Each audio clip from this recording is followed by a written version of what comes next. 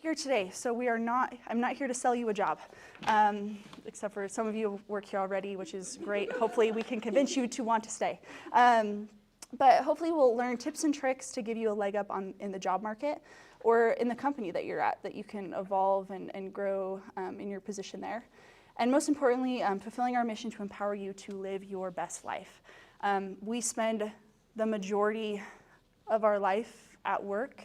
I feel so strongly that you should enjoy what you're doing at least 80% of the time. There's always going to be those rough days, but for the most part, you really should enjoy what you're doing. So, who am I? My name is Janessa Kimball. Like I mentioned before, I was an educator and aspiring dolphin trainer, now turned director of operations. I also on the side work with a nonprofit, and I'm the executive director there. This is my husband too, so I'll probably reference him a lot. We've got 3 crazy dogs, and my hobbies include working a lot. So maybe people shouldn't take career advice from me because you'll just be working a lot. I don't know. But hopefully I'll have some stuff that you'll be able to grow and gain. So we're going to talk about a bunch of different things. The first one is really defining your personal brand.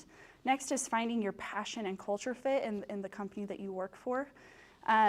Resume and interview tips and tricks, career growth planning, and then this is kind of usually an awkward, uncomfortable one for people, but when you're asking for either pay increase or kind of negotiating your salary in those interviews. So we'll talk about all those different things. Please pause me, ask questions as we're going through things. I want this to be whatever you need from this class, so please feel free to stop me. Okay, so what is a personal brand? When we think of brands, we think of Nike or McDonald's, and it's very set. They know who they are. They've really defined who they are as companies, what they do, what they're good at, what they excel at, and they really push that through. I feel like we as people don't take enough time to figure out like who we are and what we're really trying to excel and what we're really trying to do. And so I think that's really important, especially for those that are wanting to make a big career change or are just entering the career field. It's really important to take some time and do an itinerary of like, what are the elements and aspects that I really enjoy in what I do. I also think it's really clear when I interview people, which I do a lot of resume reviewing. You can tell the people who know who they are and what they're good at, right? And it comes across really clearly when you're meeting with people. So I think, sorry. Maybe these are out of line or I'm just out of line. So one thing that I went through as I was trying to kind of make this career jump and evolution is I tried to really think about like what was important to me. So the things that are really important to me is I really wanted to make a difference. I wanted to work for a company that I felt like was positively impacting people. I really want to leave people better than I found them. I never am okay with things just being okay. And this is something that it's literally on my grandmother's headstone. If something's worth doing, it's worth doing right. And so that's something that's been ingrained in me from such a young age. And so I'm constantly trying to work towards doing that. So as I went through and thought about all the parts and bits and pieces that made me who I am and make me tick, kind of my working objective for my personal brand is I work towards driving progress, simplifying lives, helping, supporting, and empowering others. So when I was looking for jobs, I wasn't looking for a specific role or job title. I was looking for roles and things that would allow me to do this. I think a lot of times we think, oh, I've been in education, so I need to find another job in education. But a lot of times our skills and the things that we're really passionate about can kind of vary from place to place that we want to jump or work, and we just need to think about the things that really drive us as people. And as I interview people and as I work with people, the things that I notice the most is I'm not necessarily, depending on the role, I'm not necessarily looking for the skills, I'm looking for the quality and character traits, who they innately are as people. Because people can learn skills, they can learn new ways of doing things, but who they are at the core is what will make them really effective in certain roles. It's continuously changing, right?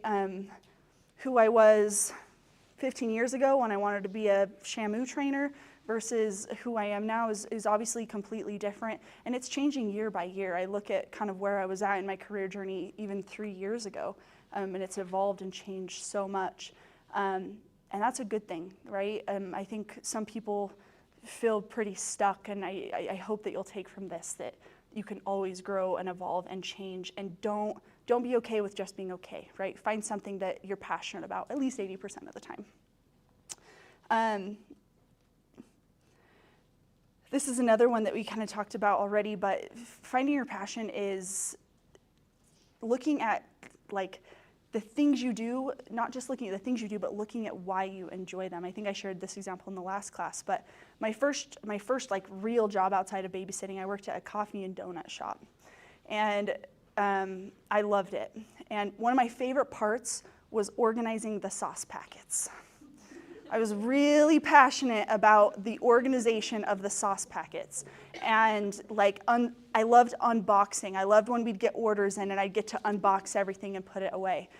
If I would have said in every job that I looked at moving forward, ooh, will I get to organize sauce packets? Will I get to unbox? Like, if that's where I kept looking for new, like, right? There's not a ton that, but when I looked at the why, is I really liked like creating order and organizing chaos and finding a system. And so since then, I've been able to find jobs and roles and careers that lean into that thing that I'm passionate about and that I think I'm decent at most of the time. The other really important piece, you can find a job, you can find a role or something that you really care about. None of it matters if it's for a company that's not a good culture fit. I've worked in jobs where I actually loved what I was doing, but the company wasn't what was going to help me continue to grow and be successful. For me, it was toxic. It wasn't a place that I could really excel and succeed. So in the packet that I've given you all, there's a whole bunch of different questions that you can ask that can really help you define in interviews, because really a lot of times we look at interviews as like they're interviewing you. It's really should go both sides, right? You should be interviewing them to make sure that they're a good fit for you.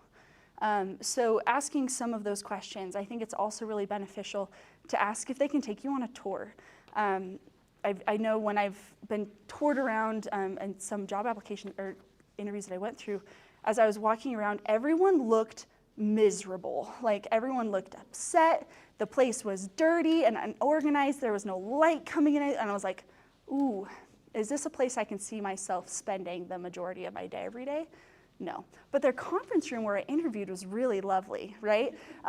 So it's really important to just dive in just a little bit deeper.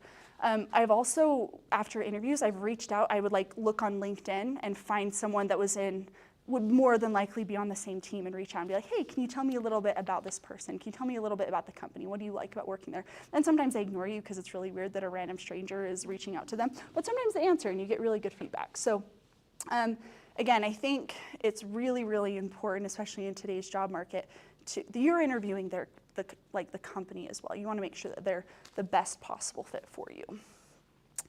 The next we'll hop into is like crafting your actual resume. So a couple things that I really look for, sorry, I'm looking for my notes, is focusing on achievements and not on responsibilities. So here's a not great example for a resume. So the bad example would be responsible for managing a team of sales associates. That's a responsibility. That's something that you do. A good example that is achievement focused is led a team of 10 sales associates to drive 30% increase in total sales over a 6-month period, exceeding the departmental target by 15%.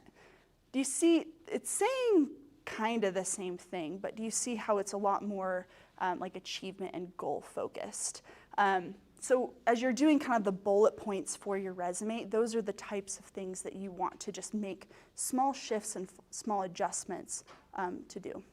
We'll talk a little bit later on in the lesson about how you can continually be compiling those types of like data, metrics, and bullet points, so it's a lot easier for you to apply those to future resumes. Another one is spelling errors, capitalization errors. Like, this is a silly one that drives me crazy, but when like things are indented off, those little things matter. Especially, I love, love, love it when people say attention to detail, and then they've got all of these issues in their resume. You're like, oh, these are not aligning, right? So I have to tell this story. It's by far one of my favorite resume bullet points that I have ever read in my entire life. And it was a girl who worked at like a haunted house. And I just love the whole culture surrounding resumes and the way that people like talk about their achievements or responsibilities of what they did. And I wish I could find like a screenshot of it, but she basically had said, provided top quality scares while in interesting attire. Like, again, it was just so funny how people wordsmith things. Like, you work in a haunted house, we know what you're doing. But anywho, I thought that was kind of a funny bit and piece. But last couple things just kind of on resume as a whole. Think of a good resume as a short ad, not as like a biography. Never once have I actually read through line by line an entire resume. I'm looking at the first third and then the bolded sections, right? So you want to make sure that you're really kind of summarizing all of those important bits and pieces into that. So again, resume dues, make sure it's relevant to the job. When I was in the job market, especially in college, I had like 3 or 4 different resumes that I would take. One of them was like for the food industry. One of them was for like customer service. One of them was for, and I kind of had them all different, like tailored. It all had the same like job experience, the same companies I'd worked for previously, but they were tailored to fit different applications better than others. And so especially for people who are young and are applying to a lot of different places, I recommend having some of those on standby that you're able to kind of use and adapt and send in based on the different job. Next is just really clear and concise formatting.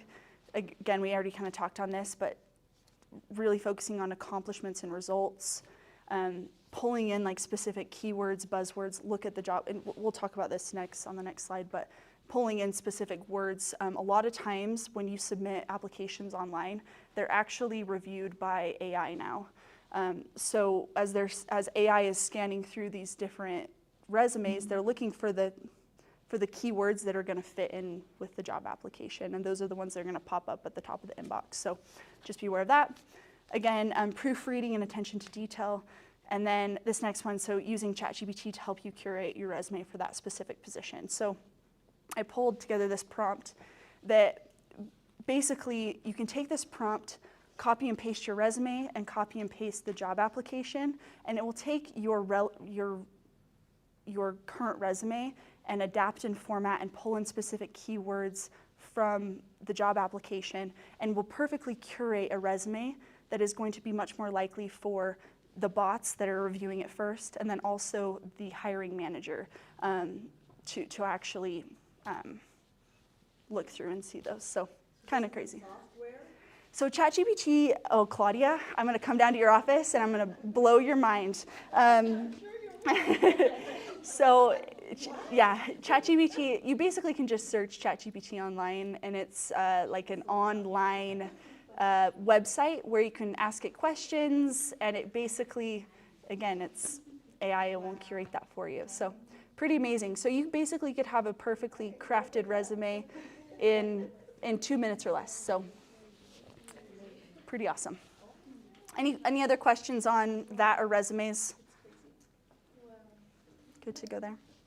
I think another one that's really helpful is a lot of jobs ask for cover letters, which in my opinion are the worst, right? Like, well, again, luckily with ChatGPT, you can use it to create a first draft for you. You can take your resume, take the job application, say, hey, please, you can basically kind of adapt this prompt, but help me create a 1-page cover letter that will resonate with the hiring manager.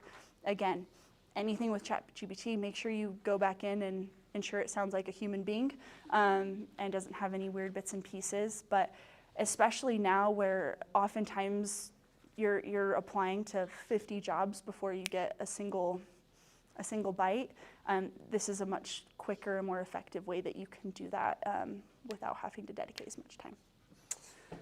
Awesome. So you've curated the perfect resume and cover letter, you've submitted it, you've got that first job interview.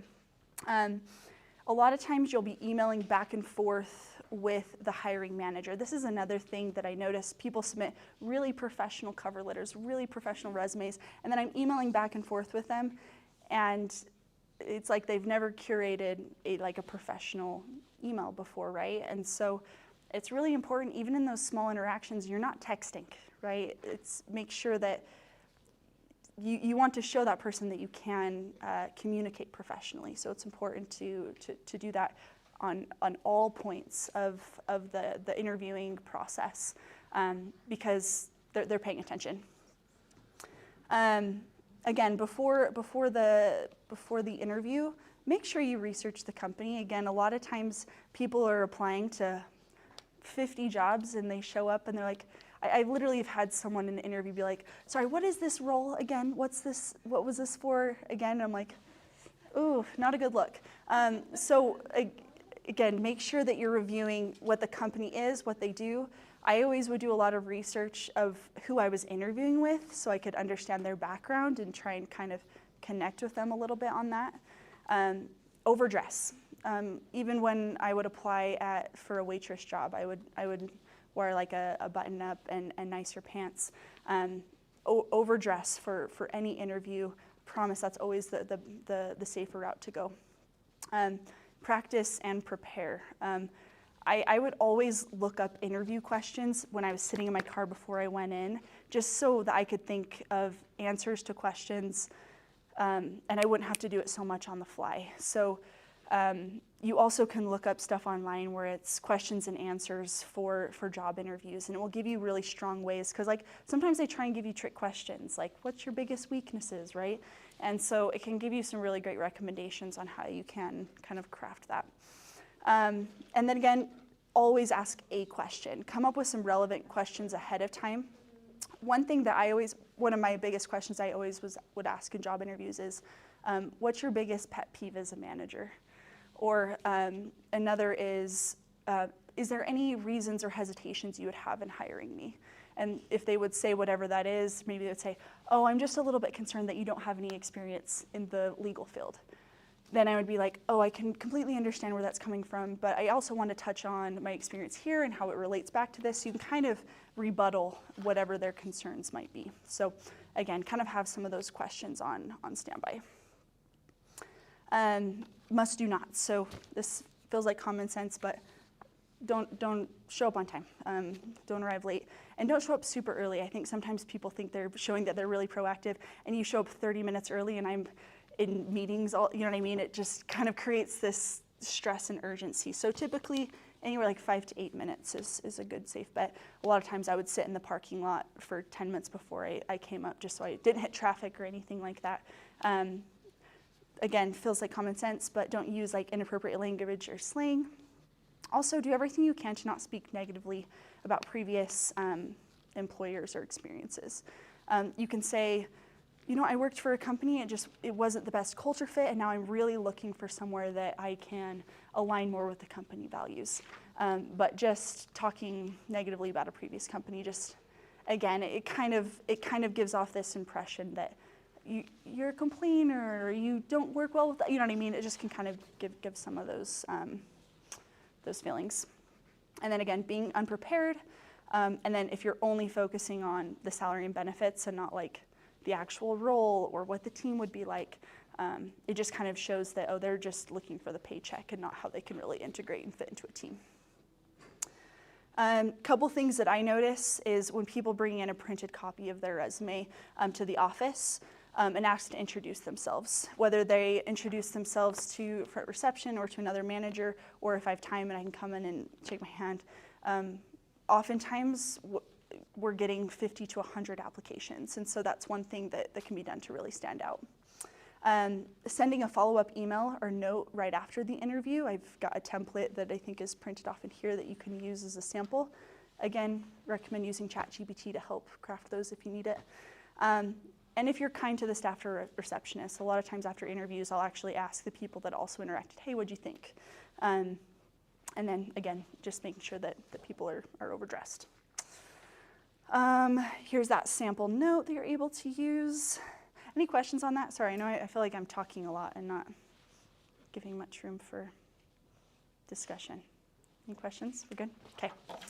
Now it's kind of once you have the job, and this is the one that I really wanted to dive in more, especially since I know a lot of our audience hopefully isn't planning on going anywhere anytime soon, and these things can be used to help elevate people in their roles. So let me, sorry guys, pause for dramatic effect.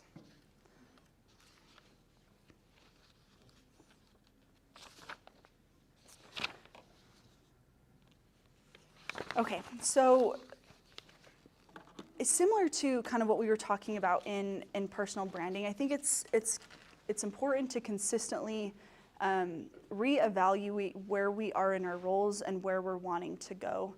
A lot of times when I meet with my employees, I'll always say, where are you heading? What do you want to do next? Where are you hoping to go with your career?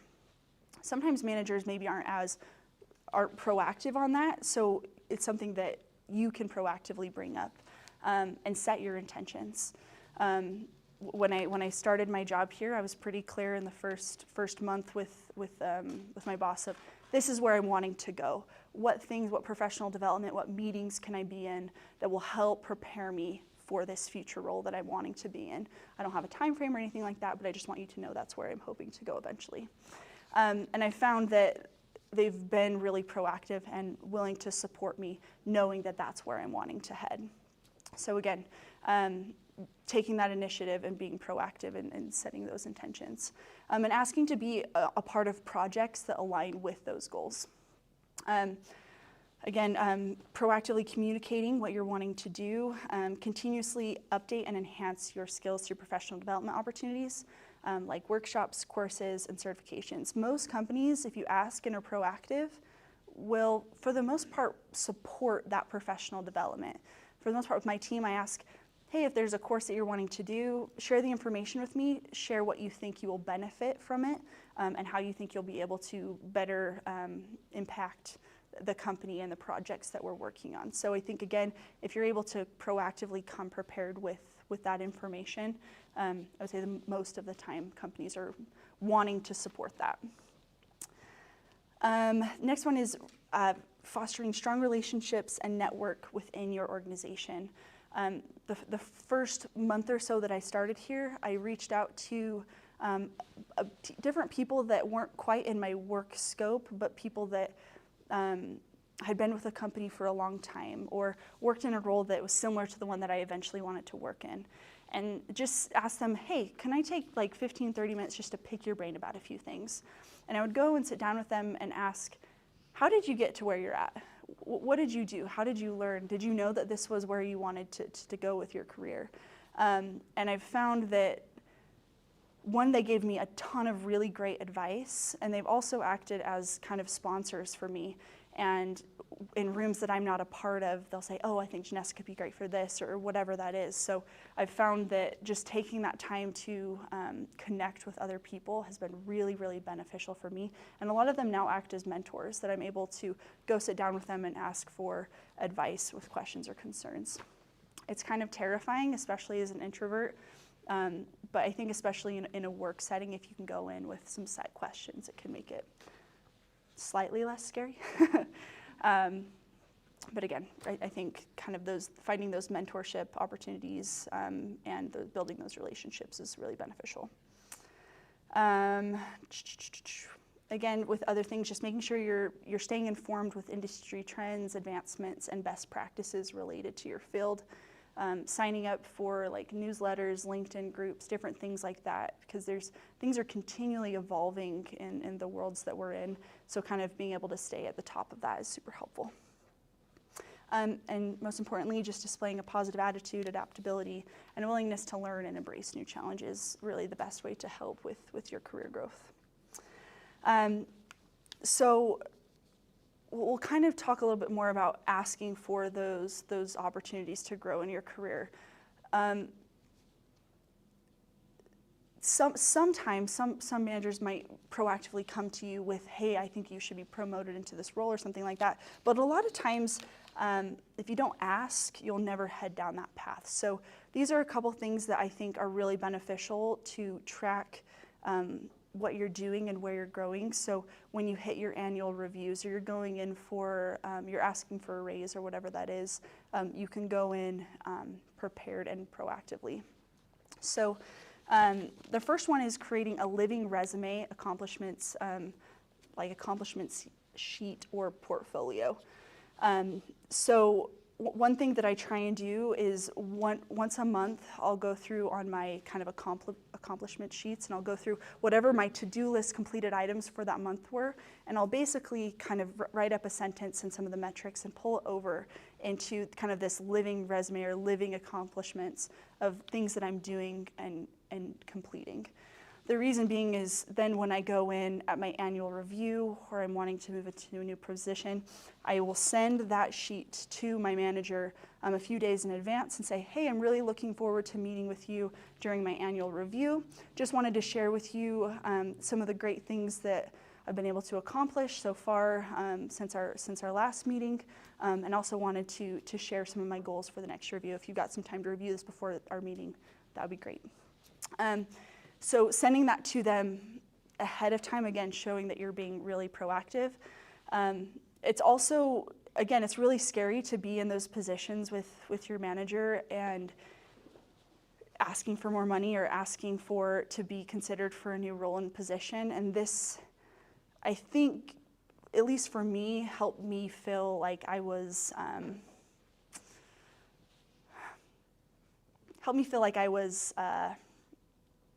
kind of had remembered and kept track of everything that I had accomplished, and I deserved that, right?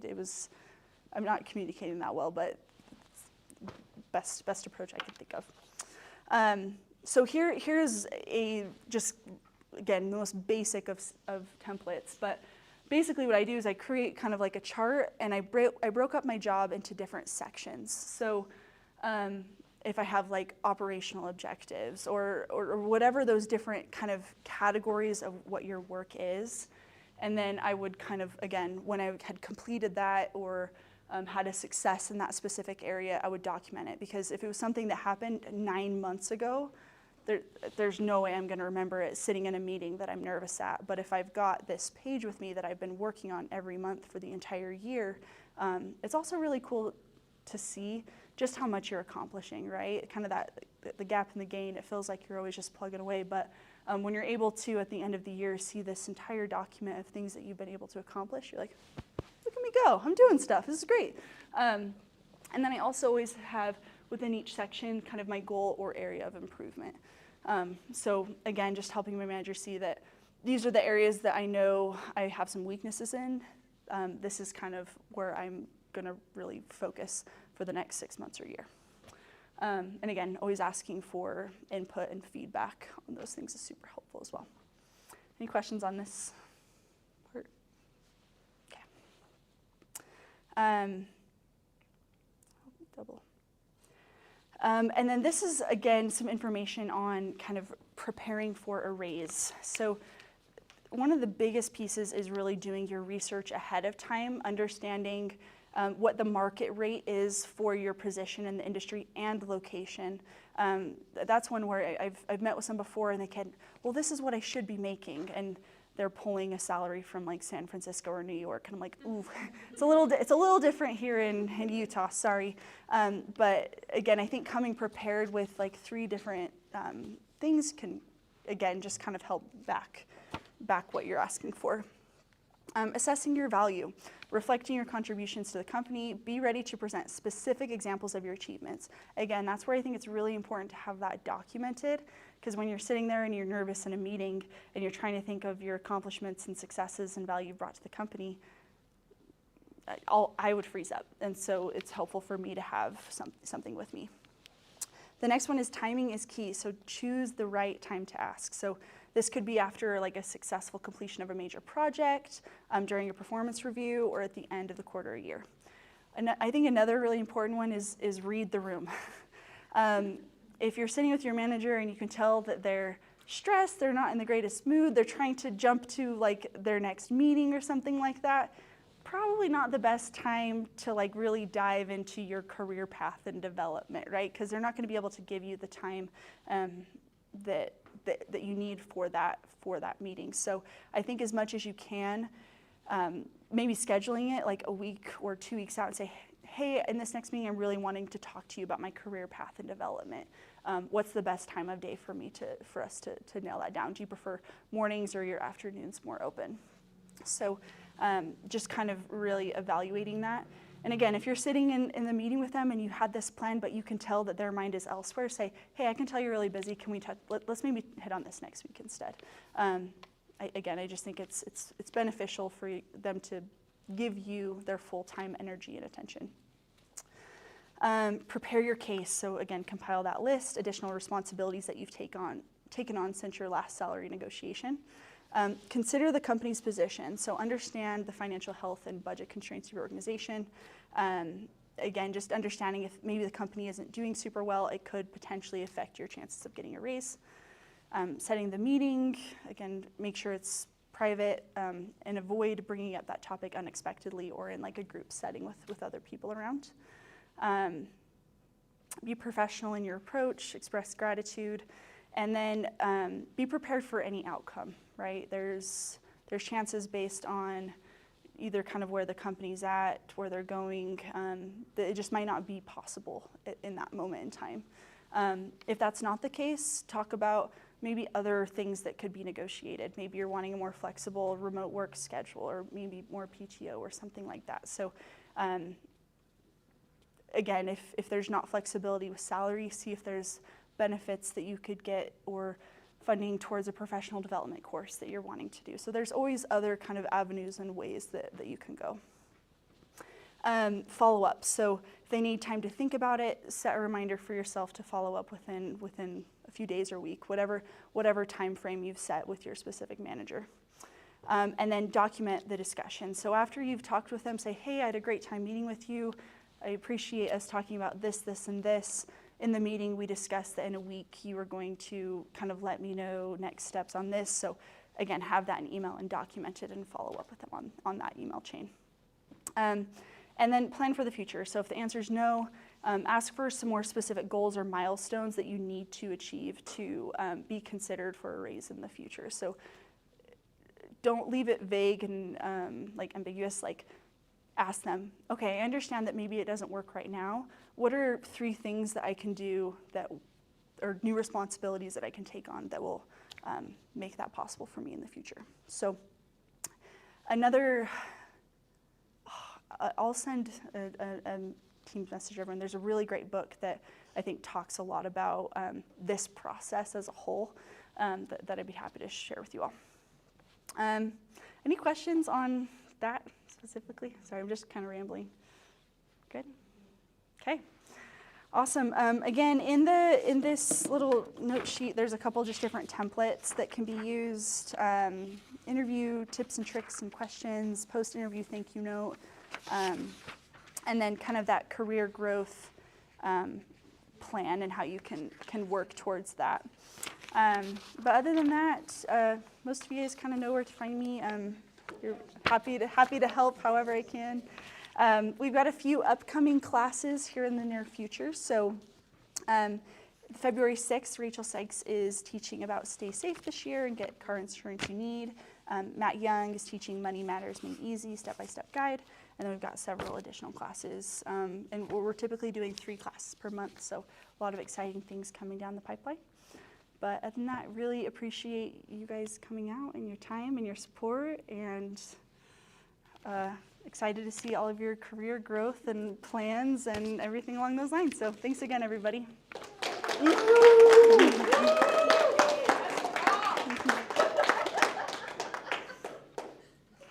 Cool.